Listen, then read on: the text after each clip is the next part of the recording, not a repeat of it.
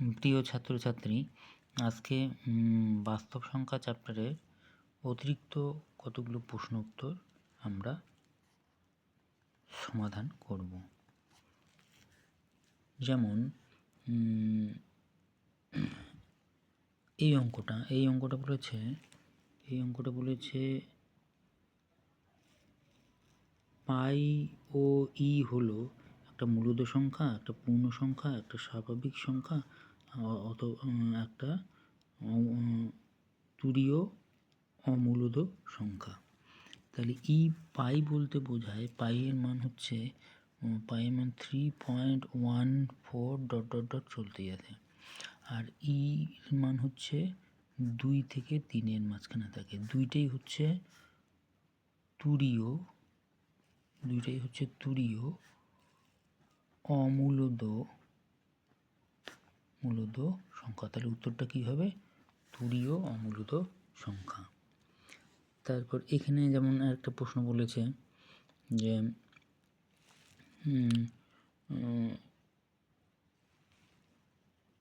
0 এর n-তম মূল, 0 এর n-তম মূল কত?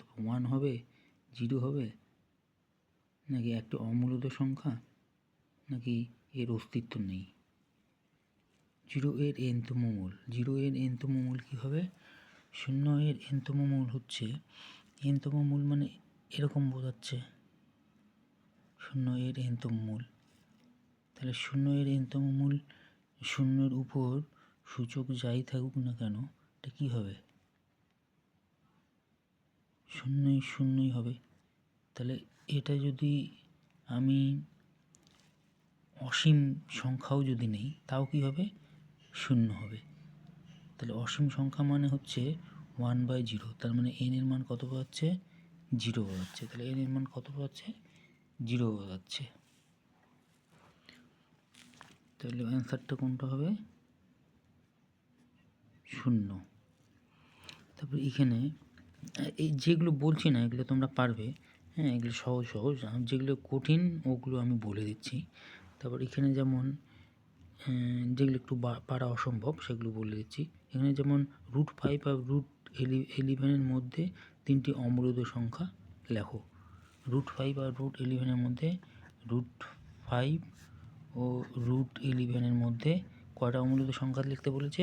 3টি অমূলদ সংখ্যা লেখো। তাহলে আমি যদি √6 নেই, তাহলে এটার বর্গমূল হয় না। এটা √5 আর √11-এর মধ্যে আছে, তার মানে এটা অমূলদ সংখ্যা। √7 এটা অমূলদ সংখ্যা, √8 এটা অমূলদ সংখ্যা। 3টা লিখতে বলেছে আমাকে। এখানে কয়টা লিখতে বলেছে? 3টি লিখতে বলেছে। আরও যদি লিখি √9 যদি লিখি, তাহলে কিন্তু এটা হবে না। √9 কিন্তু হবে না। √9 কিন্তু একটা মূলদ সংখ্যা। √10 যদি বলি, তাহলে অমূলদ সংখ্যা। তাহলে এই সংখ্যাগুলো কী হচ্ছে? √5 আর √11-এর মধ্যে আছে। এর মধ্যে যে কোনো 3টা লিখলেই হবে। তারপরে আমরা আসি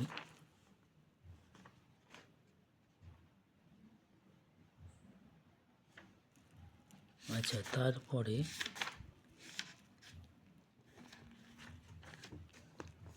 এখানে দেখি যে বাস্তব সংখ্যা চ্যাপ্টার থেকে যে প্রশ্নগুলো রয়েছে সেই প্রশ্ন উত্তর আমরা করি।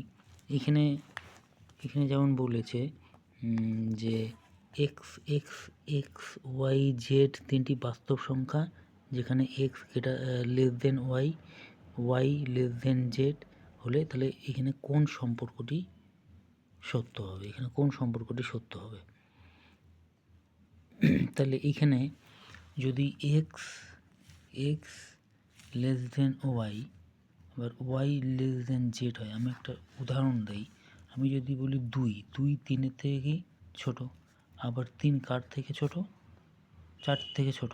তাহলে এইখান থেকে কি বোঝা? অবশ্যই 2 4-এর থেকে ছোট, অবশ্যই 2 তাহলে কত থেকে ছোট? 4-এর থেকে ছোট। তার মানে এখান থেকে ইমপ্লাই করতেছে তাহলে অবশ্যই x ছোট কার থেকে? z-এর থেকে ছোট। তাহলে এই অপশনটা কোথায় রয়েছে? এই যে বি নাম্বারটা, x z-এর থেকে ছোট, এটা হবে। তারপর এখানে এই স্কুল থেকে আলিপুরদুয়ার হাই স্কুল, এই স্কুল থেকে কী হচ্ছে বাস্তব সংখ্যা চ্যাপ্টার থেকে যে প্রশ্নটা দেওয়া আছে সেটা হচ্ছে দুটি পূর্ণ সংখ্যার গুণফল সর্বদা দুটো পূর্ণ সংখ্যার গুণফল সবসময় কী সংখ্যা হবে? পূর্ণ সংখ্যা হবে। দুটি পূর্ণ সংখ্যার গুণফল সর্বদা কী হবে? পূর্ণ সংখ্যা হবে।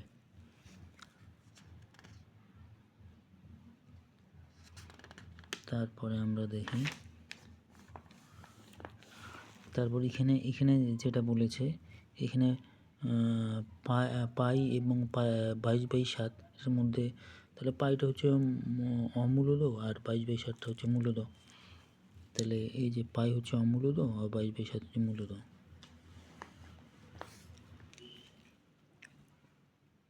তারপরে এখানে সত্য মিথ্যা লিখতে বলেছে, যে কোনো পূর্ণ সংখ্যাই হলো স্বাভাবিক সংখ্যা। তাহলে এটা কি? মিথ্যা। যে কোনো পূর্ণ সংখ্যা হলো স্বাভাবিক সংখ্যা। আমি যদি পূর্ণ সংখ্যা মাইনাস ঋণাত্মকগুলো নেই সেগুলো কিন্তু স্বাভাবিক সংখ্যা না। উল্টোটা সত্য, মানে যে কোনো স্বাভাবিক সংখ্যাই পূর্ণ সংখ্যা, এটা সত্য। কিন্তু যে কোনো পূর্ণ সংখ্যাই হলো স্বাভাবিক সংখ্যা, এটা মিথ্যা।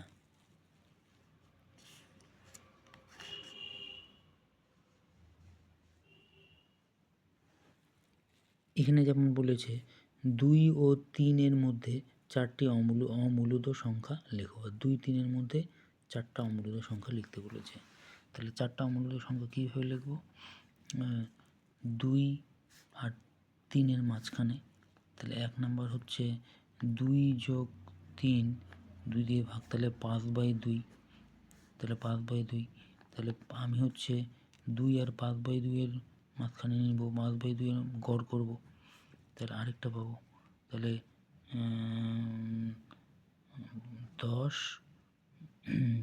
যোগ 5/4, তাহলে হচ্ছে 15 কত? 15/4। 15 কত হলো? 15/4 হলো। এখানে তার মানে এখানে এই মাঝখানে 2 আর 3 এর মাঝখানে হচ্ছে কত? 5/2। আবার এই দুটোর মাঝখানে হচ্ছে কত? 15/4। এবার বাকি দুটো যে বার করব, আর এই ভাগ পদ্ধতিতে বার করতে হবে না। এই যে 5/2কে আমি কি লিখতে পারি? 5/2 লিখতে পারি 2 দ্বারা উপর নিচে যে গুণ করি 10/10 কত লিখতে পারি? 4। তাহলে এটা 10/4। তাহলে 5/2 মানে বলতে বোঝাচ্ছে অ্যাকচুয়ালি 10/4, আর এটা হচ্ছে 15/4। তার মানে এর মাঝখানে কি আছে? এর মাঝখানে রয়েছে 3 নম্বর, তারপরে হলো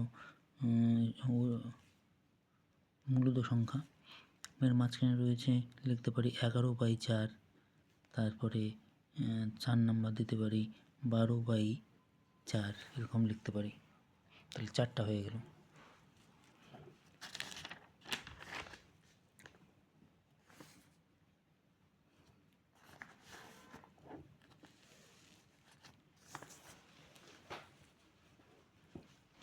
এবার এখানে যেমন বলছে, এই প্রশ্ন বলেছে সংখ্যা রেখায় রুট 11কে স্থাপন করো। সংখ্যা রেখায় রুট 11কে স্থাপন করতে বলেছে। সংখ্যা রেখায় রুট 11কে কীভাবে স্থাপন করব?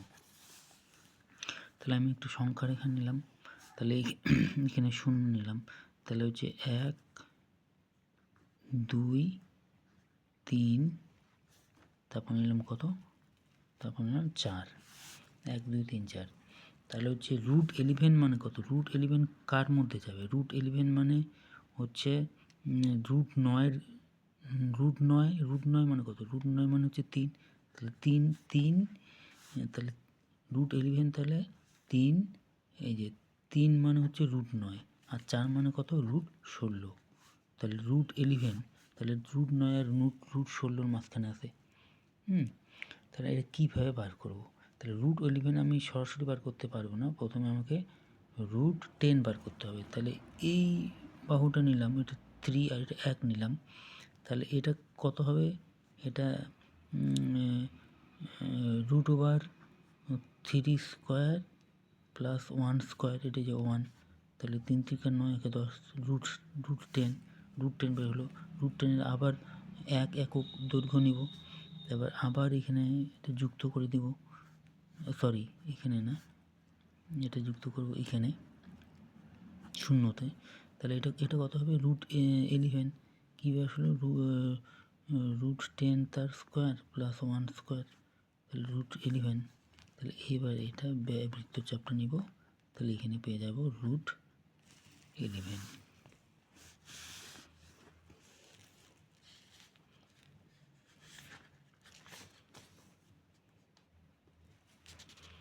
এগুলি রয়েছে, যেমন √7 সংখ্যা রেখায় বসাও। তারপর রয়েছে এই যে ডট ডট দিয়ে আছে, এই সংখ্যাটা তাহলে কী হচ্ছে অমূলত সংখ্যা 1.21211, তারপর ডট ডট ডট অমূলত সংখ্যা।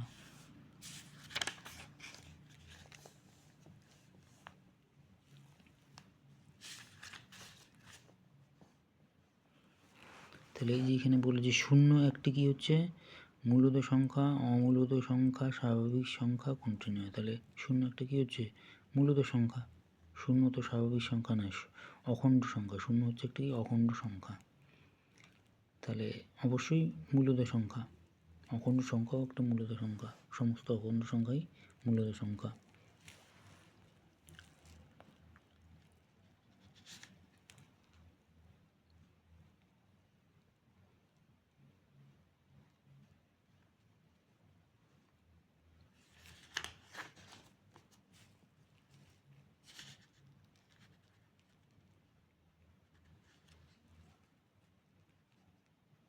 এই যে এখানে একটা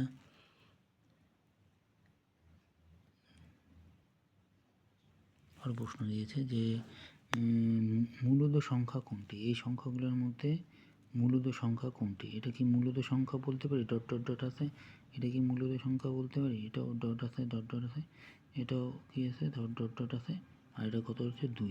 তাহলে 2 হচ্ছে মূলত সংখ্যা। কিন্তু এটা 2 না দিয়ে এরকম অপশনও কিন্তু দেওয়া থাকতে পারতো। এরকম যদি একটা অপশন দিত যে 0.132 ডট ডট ডট এরকম যদি দিত, তাহলে কিন্তু এটা অমূলত সংখ্যা মনে হলেও এটা কিন্তু অমূলত সংখ্যা নয়, এটা কিন্তু আবৃত্ত দশমিক সংখ্যা। এরকমভাবেও একটু কঠিন করে দিতে পারতো। তাহলে 132 এই যে আবৃত্ত দশমিক গুণাগুণিক, তাহলে এটা কিন্তু মূলত সংখ্যা। অপশন যদি এইভাবে একটু দিত, আমি বোঝালাম যদি এইভাবেও দিতে পারতো।